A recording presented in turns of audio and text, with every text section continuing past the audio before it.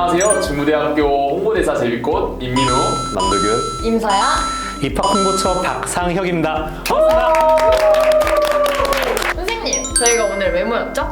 오늘은 2022학년도 중부대학교 수시 모집 주요 변경 사항에 대해서 여러분들께 말씀해드리기 위해서 모였습니다. 우선 전년도에 비해 가장 크게 변경된 점은 반영 과목 수가 달라졌다는 점인데요.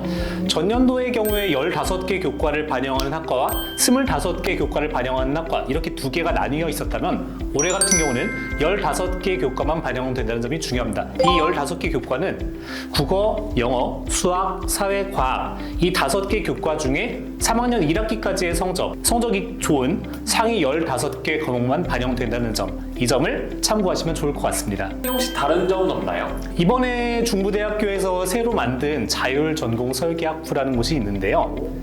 본인이 어떠한 전공을 선택해야 할지 고민될 경우에 자율전공설계학부에 입학한 후 1학년 동안 여러 가지 전공을 체험해 볼 수가 있어요. 그런 후에 2학년이 될 때 특정 전공을 선택해서 학과를 선택할 수가 있습니다. 물론 이 중에서 간호학과, 물리치료학과, 사범학부 이 세 개의 학과는 선택이 불가능하다는 점, 이 점을 참고해 주시면 좋을 것 같아요. 충청 캠퍼스는 기숙사에 전원 입사할 수 있다고 하던데 고양 캠퍼스는 혹시 어떨지 궁금해요. 충청 캠퍼스의 경우 서연이가 얘기한 대로 신입생이 원할 경우에는 모두 기숙사 입사가 가능합니다. 그렇지만 고양 캠퍼스의 경우에 캠퍼스 내에 위치한 수경제에 입사하지 못할 경우에 원흥역 근처에 있는 연합생활관에 입사 신청을 하시면 거리, 성적 순에 따라서 입사가 가능하니 이 점을 참고해 주시면 좋을 것 같아요.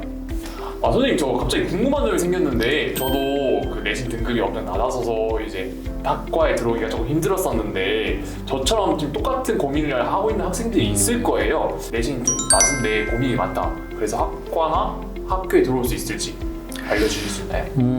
아무래도 내신 등급이 조금 낮은 친구들 같은 경우는 지원에 부담을 갖는 게 사실이에요. 예를 들어서 경찰행정학과에 입학하고 싶다. 그런데 본인의 내신 등급이 그렇게 좋지 않다. 이럴 경우에 포기하시지 않으셨으면 좋겠어요. 왜냐? 중부대학교에 전과제도가 있기 때문입니다. 전과제도라는 게 혹시 뭔지 알고 있을까요?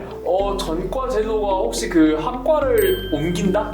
네, 맞습니다. 전과라는 것은 학과를 이동한다 라는 의미를 갖는 건데, 성적이 조금 부족한 학생들 같은 경우는 상대적으로 성적이 조금 낮은 학과 1학년 2학기를 마친 후 교수님과의 면담을 통해서 본인이 원하는 학과로 전과를 할 수 있다 라는 제도예요. 이 제도를 활용할 경우에 본인의 내신 등급이 그렇게 좋지 않다라고 하더라도 공부를 할 수 있게 될 겁니다. 단 간호학과와 물리치료학과 그리고 사범학부 이 세 개의 학과는 전과가 불가능하다는 점 역시 참고해 주셨으면 좋겠습니다. 선생님 혹시 중부대학교에 수능 최저가 있나요? 이런 질문도 상당히 많이 들어오고 있는 편이에요. 근데 중부대학교에는 수능 최저 그리고 자기소개서, 교사 추천서 이 세 가지가 전부 없습니다. 없어요. 와, 너무 그렇기 좋네요. 때문에 학생들이 원서 접수 기간인 9월 10일부터 9월 14일 동안에 원서를 접수하고 기다리시면 합격 여부를 알 수 있게 됩니다. 그 외에 제출 서류는 없습니다. 선생님, 그리고 저희가 면접을 보는 학과들 있잖아요. 그럼 어떻게 보는지와 면접에 대한 꿀팁 좀 알려주실 수 있을까요? 우선 면접 같은 경우는 학교생활 후수자 전형 그리고 진로개척자 전형 이 두 개의 전형에서 진행이 된다고 생각하면 될 것 같아요. 학교생활 후수자 전형의 경우에는 교수님 3분 그리고 학생은 3에서 5명 정도가 함께 면접을 진행하는 다대다 면접 방식입니다.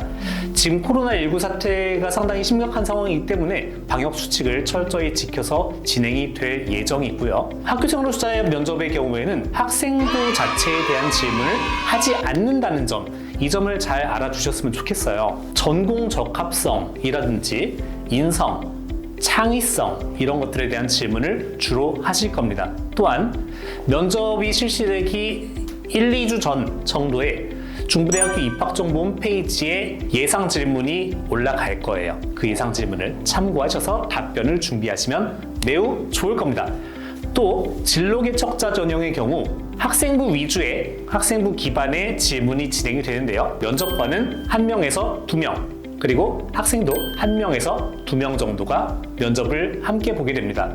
생활기록부 위주의 질문이 기본적으로 진행이 될 거예요. 여기에 더해서 인성, 창의성, 전공 적합성 이런 질문들이 섞여서 들어가기 때문에 진로기 척자 전형으로 준비한 학생 같은 경우는 본인의 생활기록부에 따른 질문과 답변 같은 것들을 미리 만들어서 준비해 보시면 도움이 될 겁니다. 와 정말 진짜 꿀팁이네요. 꿀팁이다. 꿀팁. 네. 선생님 제가 그 전형 중에 그 학교 생활 우수자나 학생 보수자 같이 그 교과 전형 있고 종합 전형 중에 그 진로 기적자 전형이라고 있잖아요. 근데 이제 학생들이 고민을 많이 할 거예요. 나는 내신으로 가야 될지 아니면 이제 그 종합 전형으로 가야 될지.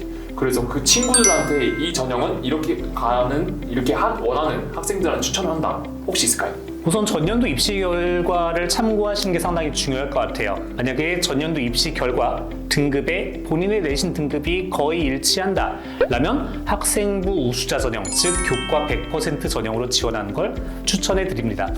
그런데 만약에 본인의 등급이 조금 낮다 이럴 경우에는 학교생활 우수자 전형을 추천을 드려요. 학교생활 우수자 전형은 교과 70%에 면접 30%가 들어가는 전형입니다.